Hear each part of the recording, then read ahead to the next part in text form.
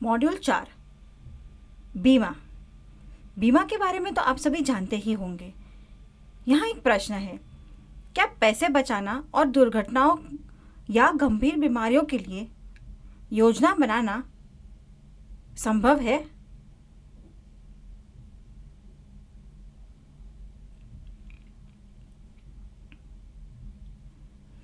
कोई भी ये अनुमान नहीं लगा सकता कि कब वे किसी दुर्घटना का शिकार हो जाएं, दिल का दौरा पड़ जाए, कैंसर हो जाए, सर्जरी हो जाए आदि। ये अप्रत्याशित रूप से घटित होने वाली दुर्भाग्य घटनाएं हैं। अगर ऐसा हुआ तो पैसा कहाँ से आएगा? हो सकता है कि किसी को बीमा पर विश्वास ना हो क्योंकि ऐसी चीज़ें उनके साथ कभी नहीं हुई हो। आप स्वयं को बहुत भाग्यशाली व्यक्ति मानते होंगे जो कभी बीमार नहीं पड़ता हो या दुर्घटना का शिकार नहीं होता हो। ऐसी घटनाएं अप्रत्याशित रूप से घटित होती है और आप कभी इसकी भविष्यवाणी नहीं कर सकते। बिना किसी संदेह के बीमा महत्वपूर्ण है। बीमा के बिना यदि आपको किसी दुर्घटना का सामना करना पड़ता है जिसके लिए अस्पताल में भर्ती होना या सर्जरी की आवश्यकता होती है तो चिकित्सा बिल अत्यधिक हो सकता है। धन के बिना आपको खर्चों को कवर करने के लिए ऋण लेना पड़ सकता है और उच्च ब्याज का भुगतान करना पड़ सकता है। आपको अपना सोना बेचना पड़ सकता है या समय से पहले अपनी एफडी वापस लेनी पड़ सकती है। क्योंकि आपके पास बीमा नहीं है, आप अपनी एफडी निकाल लेते हैं या ऋण लेते हैं और धन इकट्ठा करते हैं। फिर जब आप अपनी बीमारी या दुर्घटना से उबर जाते हैं तो आपको एक बार फिर से शुरू से बचत करनी पड़ती है क्योंकि आपकी 15-20 साल की सारी बचत बिलों के भुगतान करने में चली गई। जैसे जैसे आपकी उम्र बढ़ती है और ऐसा होता है तो आपको फिर से बचत करनी पड़ती है और आपका समय की बर्बादी होती है। लेकिन बीमा बेहतर है। आप मासिक प्रीमियम का भुगतान करते हैं, फिर बीमा दुर्घटना, बीमारी या पॉलिसी में शामिल किसी भी घटना को कवर करेगा। अब आपका अपनी बचत, एफडी या सोने को छूने की कोई ज़रूरत नहीं है। बीमा इसका भुगतान करता है। आप ठीक हो जाएं, उसके बाद सामान्य रूप से अपने जीवन में वापस आ सकते हैं। इसलिए बीमा महत्वपूर्ण है। अनेक प्रकार के बीमा उपलब्ध है। उदाहरण के लिए यात्रा बीमा, मोटर बीमा, निवास बीमा आदि।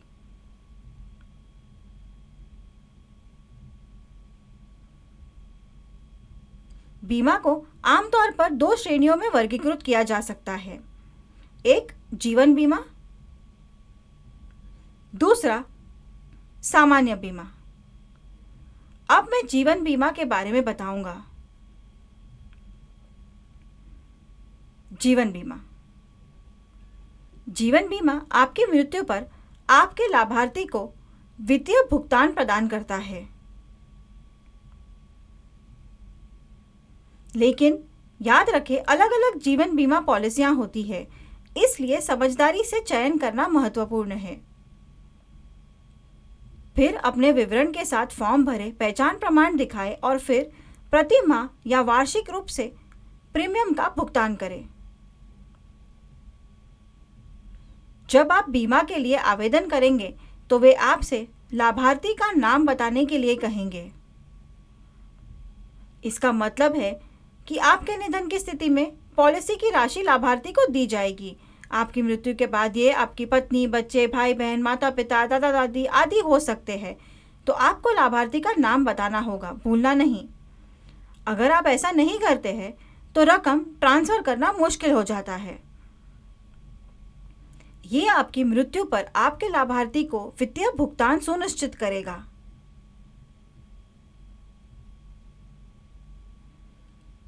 वे बिना किसी कष्ट के आरामदायक जीवन जी सकते हैं। यहाँ कुछ ऐसा है जो विशेषज्ञ कहते हैं जो हम सभी के लिए बहुत फायदेमंद है। सबसे पहले अपनी वार्षिक आय पर विचार करें। उदाहरण के तौर पर ये 3 लाख रुपए है।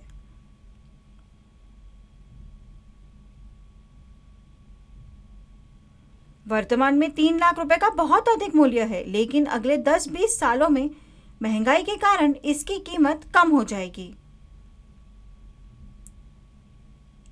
मान लीजिए कि आप जीवन बीमा पॉलिसी के लिए आवेदन करते हैं और प्रीमियम का भुगतान करते हैं। आखिर में क्या आपको 3 लाख रुपए मिलने चाहिए? नहीं, आपकी वार्षिक आय का 7 से 10 गुना मूल्य का बीमा कवर लेने की सिफारिश की जाती है। तो रकम 21 लाख से 30 लाख रुपए बैठेगी।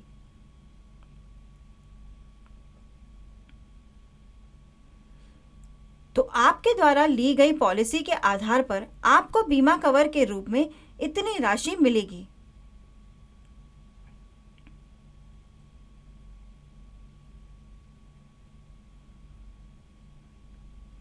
जो आपके परिवार की सुरक्षा करेगी और उनके बोझ को कम करेगी। इससे पहले मैंने विभिन्न बीमाओं के बारे में उदाहरण दिए थे। अब हम विभिन्न प्रकार के जीवन बीमा के बारे में बात करेंगे।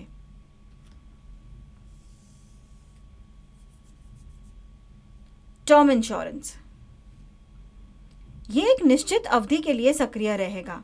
उदाहरण के लिए यदि आप 20 वर्षीय टर्म इंश्योरेंस चुनते हैं, पॉलिसी अवधि के दौरान आपके दुर्भाग्यपूर्ण निधन की स्थिति में आपके नामांकित व्यक्ति को बीमा राशि प्राप्त होगी। यदि बीमा धारक पॉलिसी अवधि तक जीवित रहता है तो प्रीमियम की कोई वापसी नहीं होती है, लेकिन ये सर्वोत्तम जोखिम अल्पीकरण प्रदान करता है। दूसरा, एंडाउमेंट इंश्योरेंस।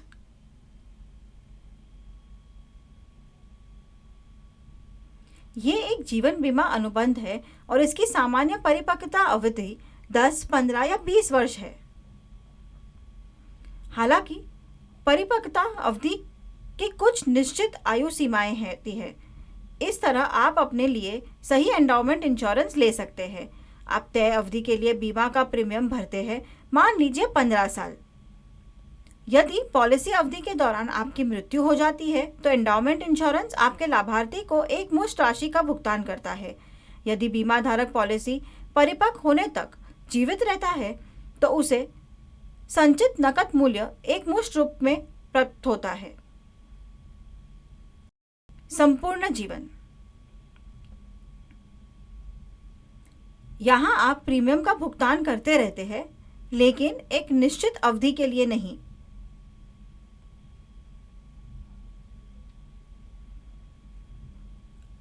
आप जब तक जीवित हैं तब तक प्रीमियम का भुगतान करते रहते हैं। एक बार जब आपकी मृत्यु हो जाती है तो आपके लाभार्थी को पॉलिसी में एक मुश्त बीमा राशि प्राप्त होगी।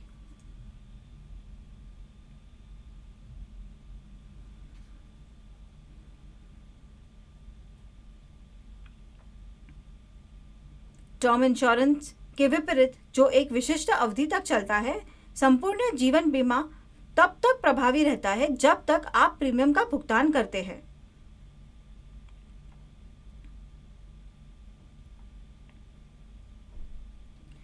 Unit linked insurance.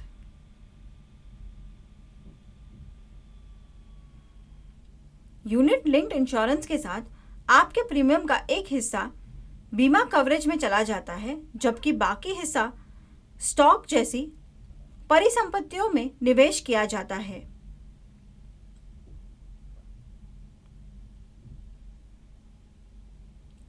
ये बीमा सुरक्षा और निवेश के माध्यम से आपके पैसे को बढ़ाने का मौका दोनों प्रदान करता है।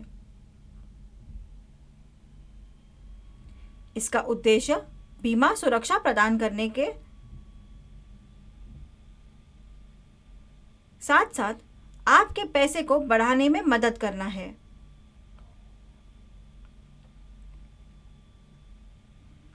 सामान्य बीमा। पहले हमने जीवन बीमा के बारे में सीखा, अब हम सामान्य बीमा पर चर्चा करते हैं। सामान्य बीमा में स्वास्थ्य बीमा शामिल होता है, जो सर्जरी, अस्पताल में भर्ती, डॉक्टर के दौरे आदि को कवर करता है। इसमें आपकी मूल्यवान वस्तुओं का बीमा भी शामिल है।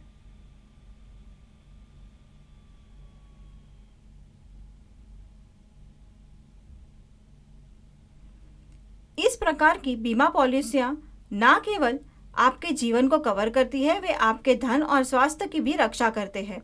सामान्य बीमा के अंतर्गत 2 श्रेणियां होती हैं। एक, स्वास्थ्य बीमा। आप सभी जानते हैं कि आपके स्थान के आधार पर एक साधारण डॉक्टर के पास जाने का खर्च 300 रुपये से लेकर 3000 रुपये तक हो सकता है।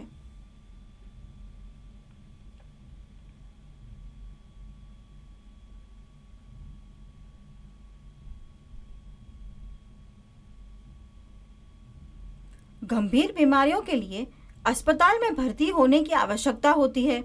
यहाँ तक कि अस्पताल में कुछ दिन बिताने से भी भारी बिल आ सकता है।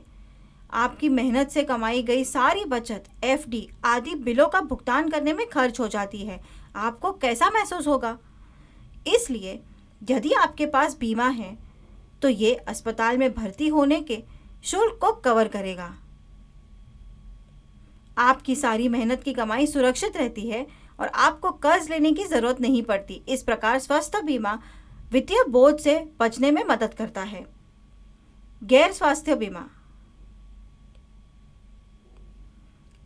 इस प्रकार का बीमा चिकित्सा व्यय को कवर नहीं करता है। इसके बजाय ये वाहनों, घरों और विभिन्न प्रकार की संपत्तियों की सुरक्षा करता है। अब हम बात करने जा रहे हैं वाहन या मोटर बीमा के बारे में।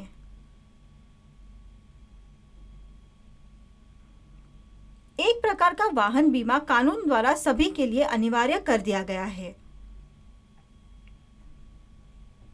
पहले हमने स्वास्थ्य बीमा पर चर्चा की, जो विभिन्न प्रकार की कवरेज प्रदान करता है। ये स्वैच्छिक है, कोई शासनादेश नहीं है। हालांकि एक प्रकार का वाहन बीमा है जिसे कानून द्वारा सभी के लिए अनिवार्य बना दिया गया है। वाहन बीमा वाहन मालिकों को किसी भी दुर्घटना से सुरक्षा प्रदान करता है। कवरेज के दो मुख्य प्रकार हैं: तृतीय पक्ष देयता बीमा,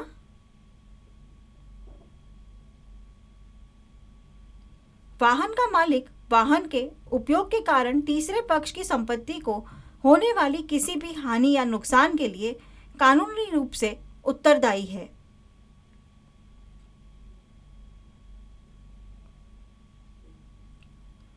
तृतीय पक्ष देयता बीमा ये सब कवर करता है।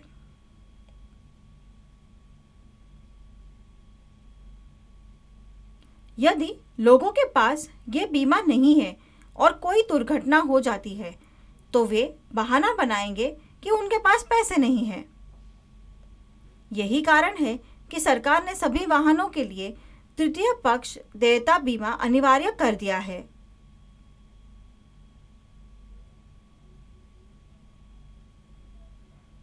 ताकि दुर्घटना की स्थिति में लोगों को नुकसान ना उठाना पड़े। आपको आपकी बचत को निकालने की जरूरत नहीं पड़ती है और बीमा आपकी लागत को कवर करता है। अब यहाँ दूसरा प्रकार है। अगर आपका एक्सीडेंट हो जाता है, तृतीय पक्ष बीमा तृतीय पक्ष वाहन को कवर करता है। लेकिन अगर आपका वाहन क्षतिग्रस्त हो गया है तो क्या? एक बीमा है जो इसे कवर करता है, मोटर की हानि ओडी का बीमा कवरेज। ये बीमाकृत वाहन को होने वाली आकस्मिक क्षति को कवर करता है। यह देखने के लिए पॉलिसी की जांच करें कि क्या इसमें तृतीय पक्ष बीमा भी शामिल है। ये जानने के लिए कि इसमें क्या शामिल है, अपनी पॉलिसी को ध्यानपूर्वक पढ़ना आवश्यक है।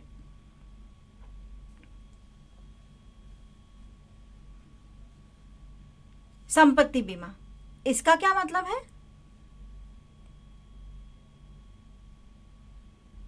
अगर ऑफिस, फैक्ट्री, अस्पताल आदि संपत्तियों में आग लग जाए तो बड़ा नुकसान हो सकता है। ऐसी आग भारी बारिश, बाढ़, भूकंप, बिजली, चक्रवात आदि का परिणाम हो सकती है। इससे बचने के लिए अग्नि बीमा पॉलिसी है। ऐसी आग से होने वाले नुकसान को अग्नि बीमा के तहत कवर किया जा सकता है। अग्नि बीमा पॉलिसी के अंतर्गत कवर की जाने वाली विभिन्न संपत्तियां हैं: घर, कार्यालय, कारखाने, अस्पताल आदि। आग लगने की स्थिति में परिसर की सभी वस्तुएं, जैसे औद्योगिक कारखानों में संग्रहित चीजें जैसे कपड़ा, दवा, कच्चा माल, प्रक्रिया में सामग्री आदि नष्ट हो जाएंगी।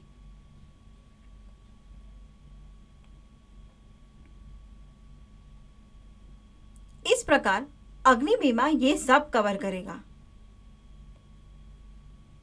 घर निवास बीमा व्यक्ति के घर के लिए संपूर्ण बीमा सुरक्षा का एक पैकेज प्रदान करता है। दुकानदार के लिए पैकेज पॉलिसी दुकान मालिकों के लिए डिज़ाइन की गई है जो बाढ़, भूकंप और पैसे की चोरी जैसे सभी संभावित जोखिमों को कवर करती है।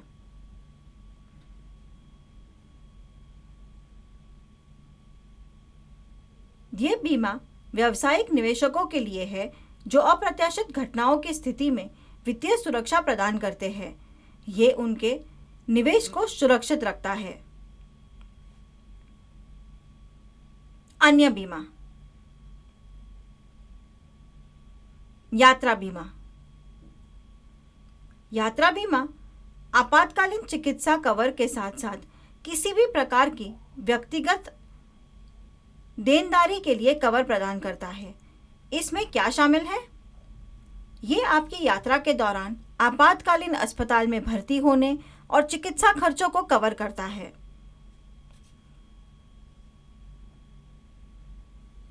अप्रत्याशित रूप से रद्द होने या अपनी यात्रा को छोटा करने के कारण होने वाले नुकसान भी यात्रा बीमा के अंतर्गत आते हैं।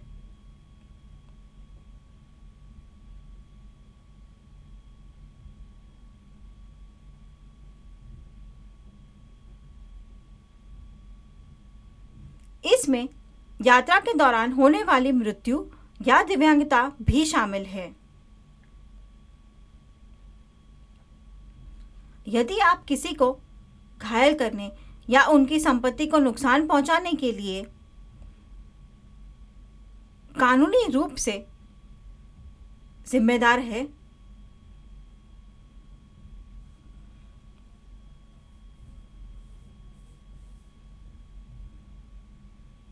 तो व्यक्तिगत हानि कवर आपकी रक्षा करता है। बीमा इसे कवर कर लेगा।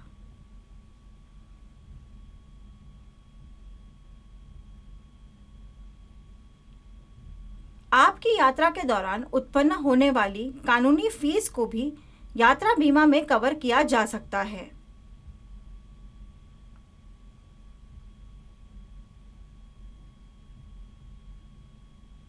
आपकी यात्रा के दौरान खोया हुआ या क्षतिग्रस्त सामान भी बीमा के अंतर्गत कवर किया जाता है। अपनी यात्रा के दौरान इन प्रमुख बिंदुओं को याद रखें। विदेश या भारत के भीतर यात्रा करने से पहले सुनिश्चित करें कि आप अपनी पॉलिसी की शर्तों को पढ़ लें और फिर बीमा खरीदें। यही कारण है कि आपकी यात्रा के दौरान आपको पता होता है कि क्या कवर किया जाएगा। सामूहिक बीमा, यह इसका मतलब है किसी क्लब के सदस्य, पेशेवर संस्थान या किसी कंपनी के कर्मचारी प्रत्येक के लिए अलग अलग पॉलिसी बनाने के बजाय एक बीमा पॉलिसी के तहत कवर किया जा सकता है। इसे सामूहिक बीमा कहा जाता है। फसल बीमा, ये किसानों को फसल हानि या नुकसान के लिए बीमा कवरेज प्रदान करता है।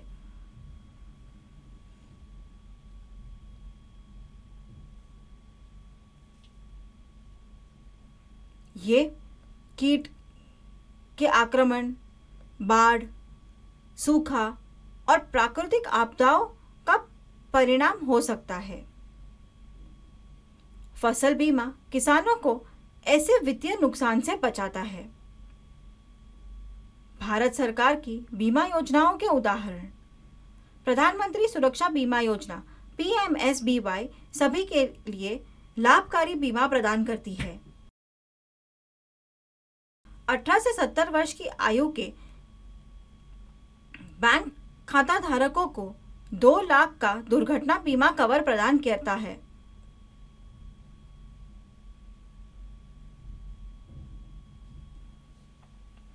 ऑटो डेबिट सुविधा के माध्यम से बैंक खाते से 20 रुपए का एक निश्चित वार्षिक प्रीमियम काट लिया जाता है। व्यक्ति केवल अपने बचत बैंक खाते के माध्यम से योजना में शामिल होने का पात्र होगा।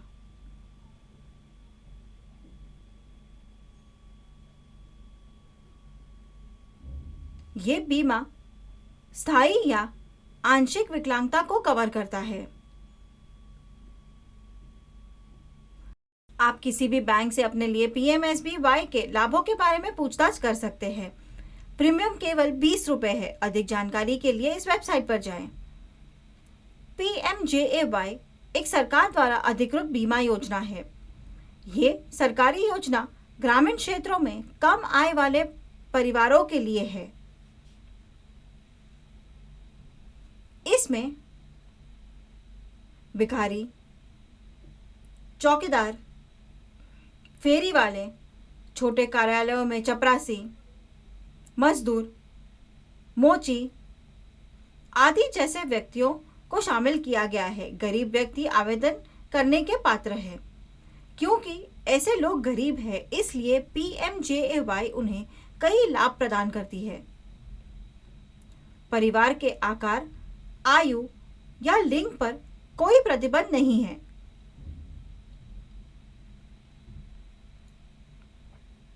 अस्पताल में भर्ती होने की स्थिति में इलाज के लिए परिवार को कोई पैसा नहीं देना होगा। पीएमजेएवाई बीमा लागत को कवर करेगा। पीएमएफबीवाई भी एक सरकारी बीमा योजना है। ये बीमा फसलों के लिए है। इसमें अनाज, फल, सब्जियां आदि जैसी फसलों की एक विस्तृत श्रृंखला शामिल है। यदि अप्रत्याशित कारणों से किसानों की फसल नष्ट हो जाती है तो बीमा किसानों को मुआवजा देता है। बीमा सूखा, चक्रवात, सैलाब, ओलावृष्टि आदि जैसे विभिन्न कीमों को कवर करता है। पीएमएफबीवाई इन सभी को कवर करता है। योजना 14 दिनों की अवधि तक फसल कटाई के बाद के नुकसान को कवर करती है।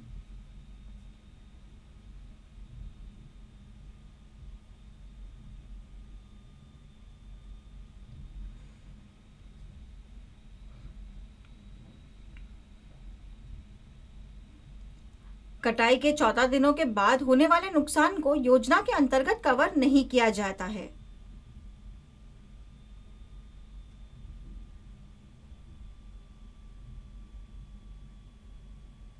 अब सभी किसान पीएमएफबीवाई के लाभों से अवगत है। अधिक जानकारी के लिए इस लिंक पर जाएं। पीएमजेजेबीवाई एक लाभकारी सरकारी योजना है। यह बचत बैंक खाते को 2 लाख का जीवन बीमा कवर प्रदान करता है।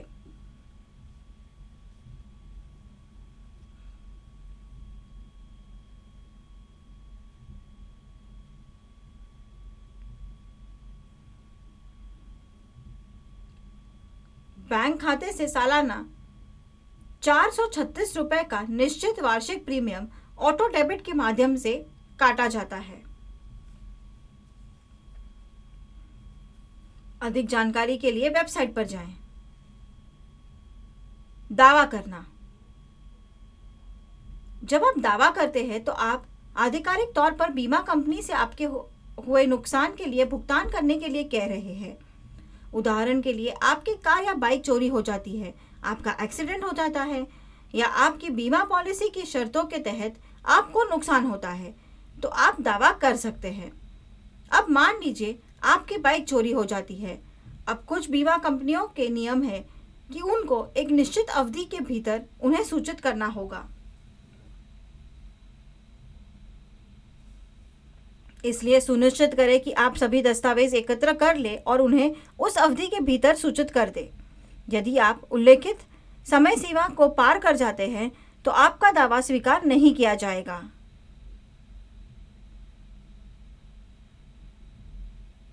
दावा प्रस्तुत करने के लिए प्रत्येक पॉलिसी की अपनी समय सीमा होती है। यदि आप समय सीमा का उल्लंघन करते हैं तो दावा स्वीकार नहीं किया जाएगा।